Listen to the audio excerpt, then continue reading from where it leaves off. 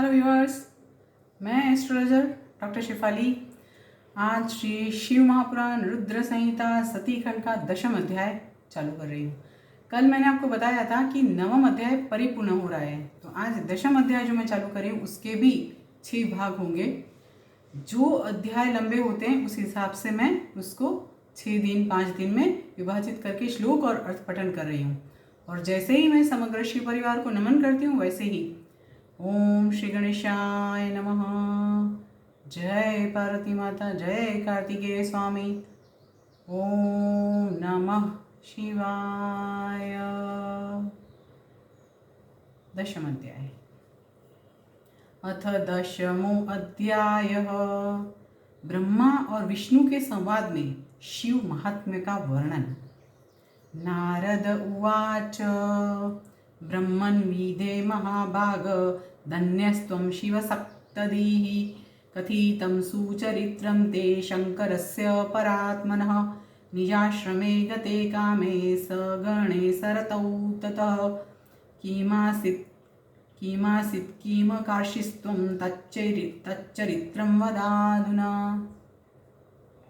ये बात नारद जी बोले हैं, उससे आगे ब्रह्मा जी जो बोले हैं उसके श्लोक।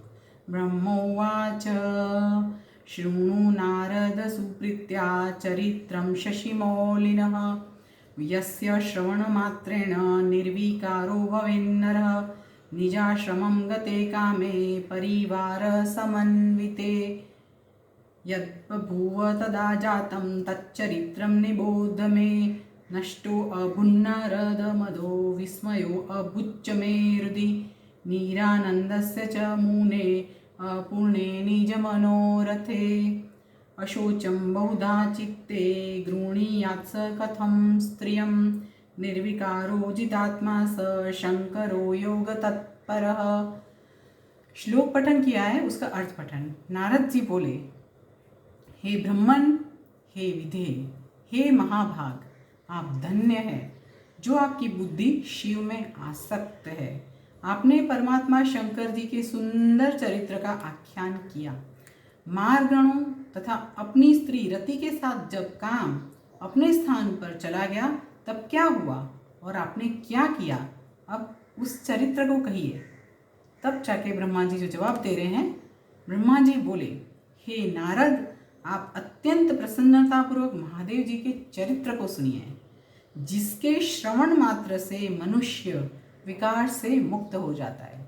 जिसके श्रवण मात्र से मनुष्य विकार मुक्त हो जाता है। काम के सपरिवार अपने आश्रम में चले जाने पर उस समय जो हुआ उस चरित्र को सुनिए।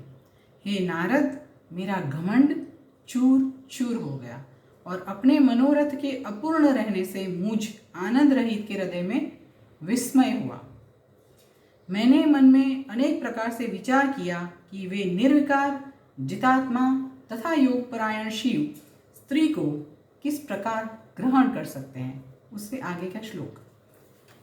इत्थं विचार्य बहुधा तदाहं विमदो मुने हरिं तं सो अस्मरं भक्त्या शिवात्मानं स्वदेहदम् अस्तवं च शुभस्तोत्रैः दिनवाक्यसमन्वितैः तच्छ्रुत्वा भगवानाशु बभूवाविर्हि पुरा चतुर्भुजो अरविन्दाक्षः शङ्खपद्मगदाधरः लसत्पीतपटः श्याम तनुभक्तप्रियो हरि तं दृष्ट्वा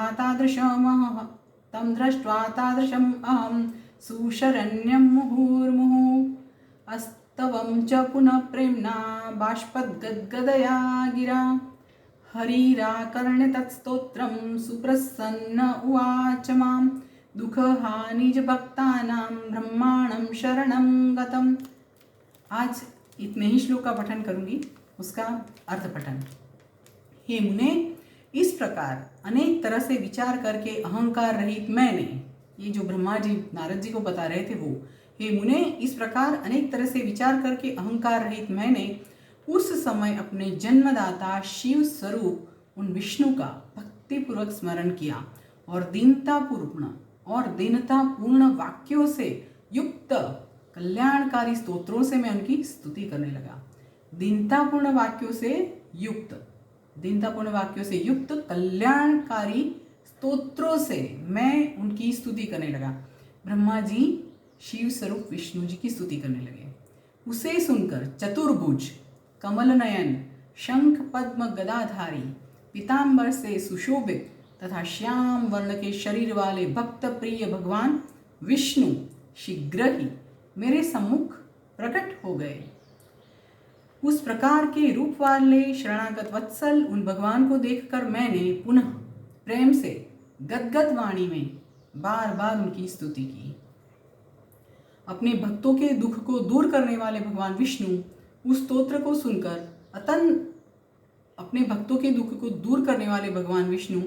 स्तोत्र को सुनकर अत्यंत प्रसन्न हो मुझ शरणागत ब्रह्मा से कहने लगे। कल बात करेंगे विष्णु जी क्या बोल रहे हैं। आज के लिए इतना ही। ओम श्री गणेशाय नमः। जय पार्वती माता, जय कार्तिकेय स्वामी। ओम नमः शिवाय।